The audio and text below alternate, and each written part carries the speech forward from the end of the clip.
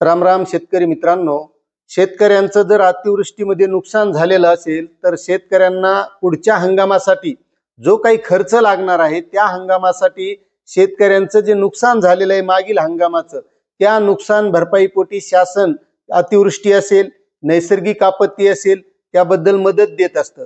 आणि मित्रांनो, मागच्या वर्षी म्हणजे 2024 मध्ये सप्टेंबर आणि ऑक्टोबर महिन्यामध्ये ज्या ज्या शेतकऱ्यांचं नुकसान झालं होतं जिल्ह्यातील काही नुकसानग्रस्त शेतकऱ्यांच्या नुकसान भरपाईपोटी एक शासन निर्णय आलेला आहे।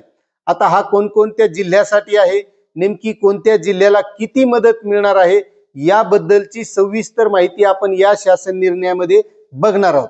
पण तत्पूर्वी तुम्हाला एक विनंती आहे की तुम्ही जर आपल्या वेणुगंगा टेक या YouTube चॅनलवर नवीन असाल तर शेतकरी मित्रांनो चॅनलला सबस्क्राईब करून घ्या, कारण आपण या चॅनलच्या माध्यमातून शेतकऱ्यांविषयी जी काही नवनवीन माहिती असेल, शेतकऱ्यांच्या फायद्याची असेल अशी सर्व माहिती आणण्याचा प्रयत्न करत असतो। त्यामुळे तुम्ही आणखी आपलं चॅनल सबस्क्राईब केलं नसेल तर सबस्क्राईब करा, बेल आयकॉनला दाबा आणि लाईक केल्याच्या नंतर हाईप करायला सुद्धा विसरू नका।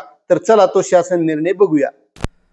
तर शेतकरी मित्रांनो, शासन निर्णय असा आहे की सप्टेंबर 2024 ते ऑक्टोबर 2024 या कालावधीत धाराशिव, छत्रपती संभाजीनगर व धुळे जिल्ह्यात अतिवृष्टी व पूर यामुळे झालेल्या शेती पिकांच्या नुकसानीपोटी बाधितांना मदत देण्याबाबत हा शासन निर्णय 29 जुलै 2025 रोजी शासनाने निर्गमित केला आहे।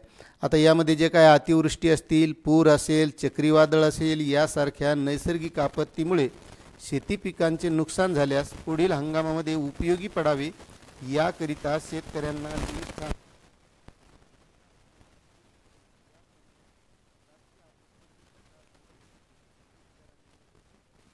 आता नेमकी मदत किती आहे, काय आहे ते सविस्तर बघूया।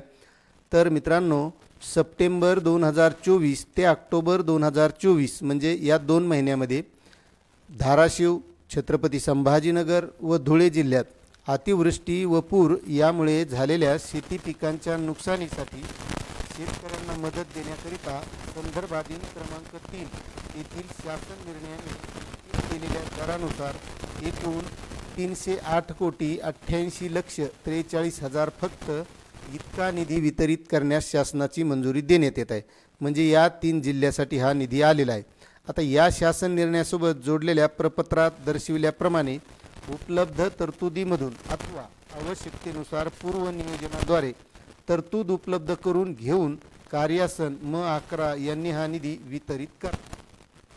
DBT पोर्टलद्वारे लाभार्थ्यांना थेट त्यांच्या बँक खात्यात निधी वितरित करण्यात यावा। सोबतच्या प्रपत्रामधील सर्व लाभार्थ्यांची माहिती विहित नमुन्यात काळजीपूर्वक तयार करून संबंधित अधिकाऱ्यांनी ती संगणकीय प्रणालीवर भरून मान्यतेबाबत नियमानुसार कार्यवाही करावी। म्हणजेच मित्रांनो, DBT म्हणजे डायरेक्ट बेनिफिट ट्रान्सफर म्हणजे शेतकऱ्यांच्या डायरेक्ट खात्यात हा निधी येणार आहे।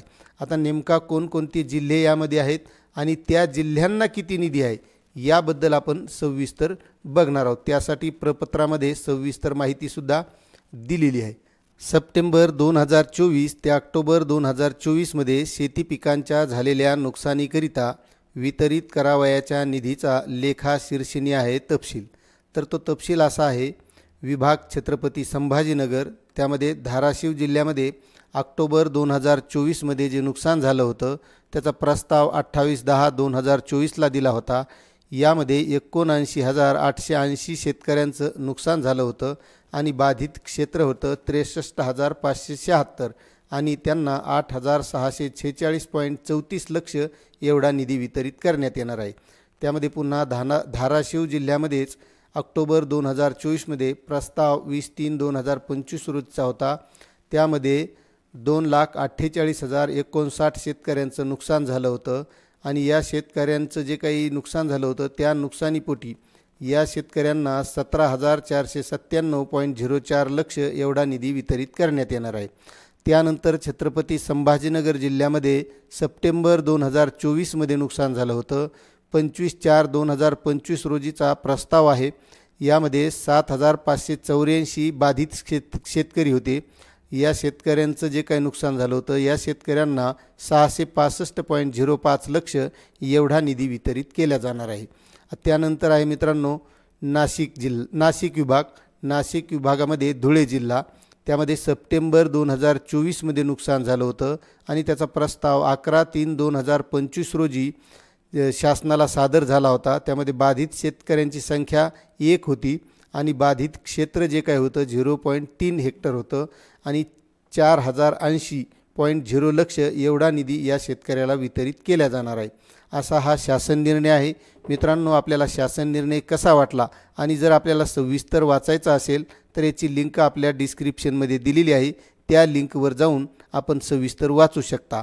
मित्रांनो, आपल्याला हा शासन निर्णय कसा वाटला नक्कीच कमेंट करा। चॅनलवर नवीन असाल तर सबस्क्राईब करा, व्हिडिओला लाईक करा।